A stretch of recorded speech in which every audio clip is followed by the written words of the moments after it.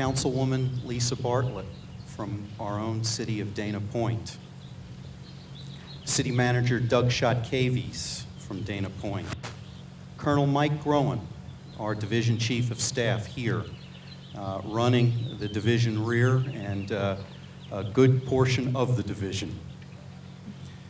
Mrs. Laura Castelvi, whose husband is running the other half of the division for the CG, forward out in Afghanistan. Laura, thank you for coming tonight, honoring us. We miss Cass.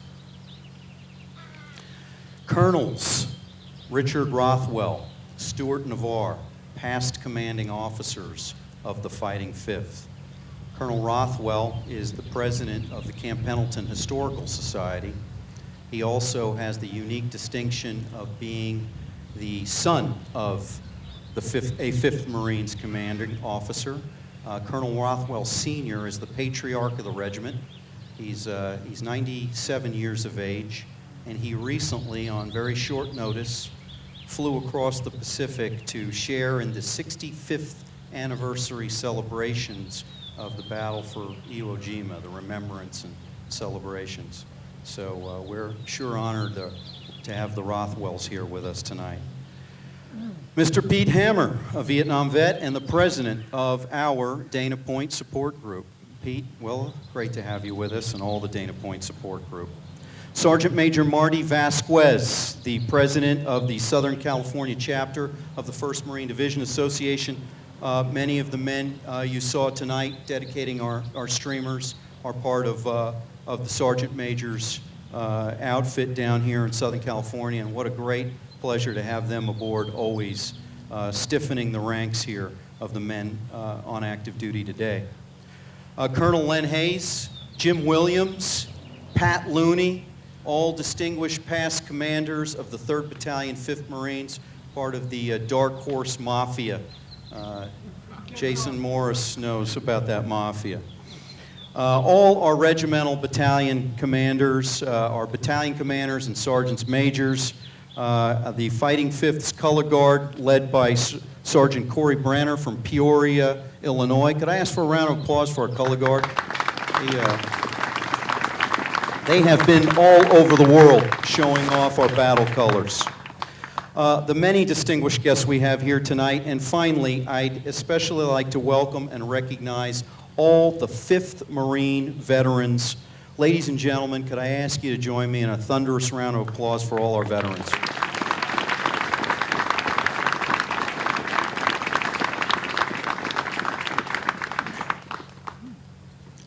Such as regiments. In the spring of 1917, the President of the United States directed the Secretary of War to issue the necessary orders detaching for service with the Army a force of Marines.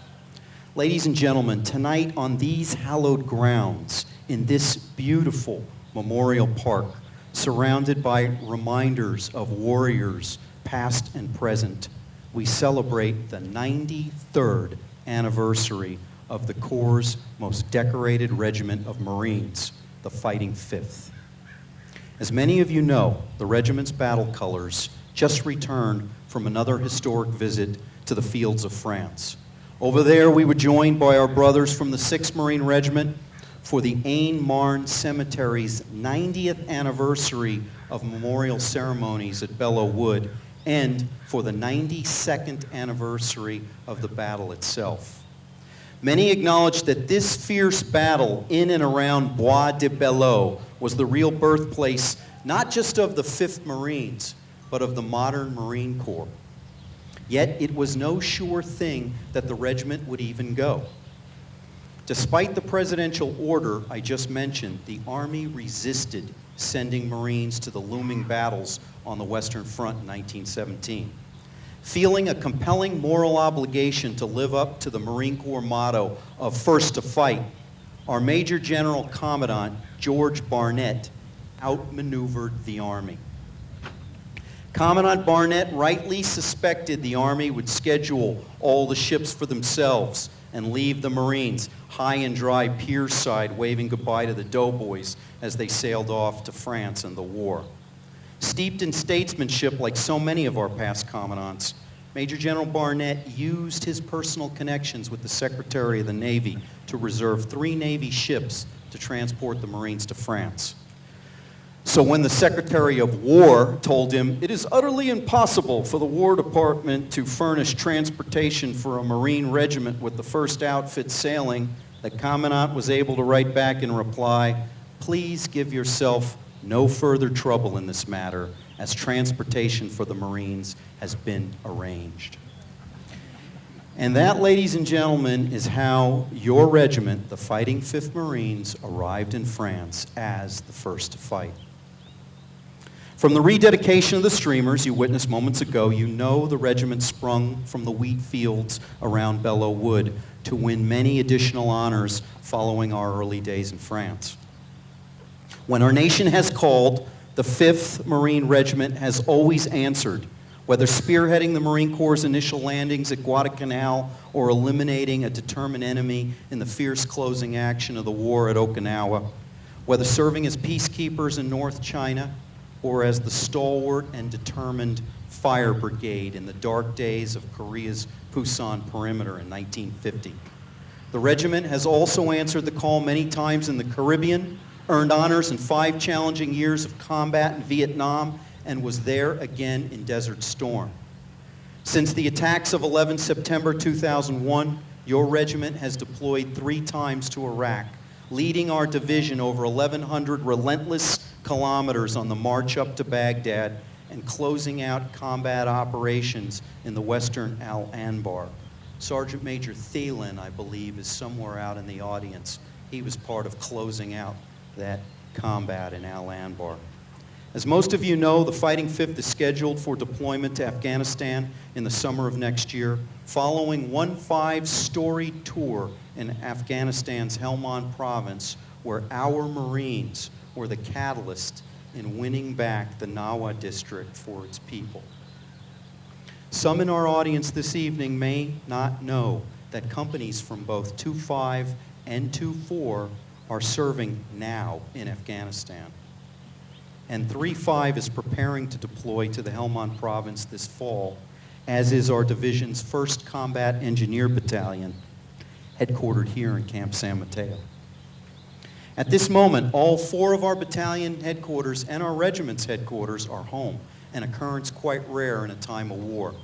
Yet even as those of us gathered here tonight commemorate the regiment's 93rd birthday, 2-5's Fox Company will land at March Air Force Base in actually about 20 minutes and will dismount from their buses in that big parking lot behind you here sometime after midnight, back from a very successful deployment, alerted on short notice to Afghanistan right after they came home from Japan. Ladies and gentlemen, this vigilance in the service of our nation comes at a cost. This beautiful memorial park provides a physical reminder of the greatest love a young man can show his country beyond wearing the cloth of the nation, and that to actually lay down his life for his country in her defense. The Marines and sailors of your regiment treat this place as something special, as a memorial, as a shrine, as a place of celebration. In less than a year since I joined your regiment, I have attended memorial services, promotions, a wedding. Corporal Viardi and his wife Jocelyn are in the audience tonight. We're married in the Father Capodanno Chapel right across the road there. Commissionings and many ceremonies awarding medals for valor, all in this very place. I have seen the young men of your regiment return from deployment and come straight here, postponing sleep, family reunions, and even, yes, even holding off on that first cold beer after coming back from combat. They come here to remember their buddies from your regiment who fell on the field of battle. Many of you present tonight went to great lengths to help make this memorial park a reality, and I assure you that each day our regiment's young men and a few of us older ones express their gratitude in 1,000 different ways, great and small.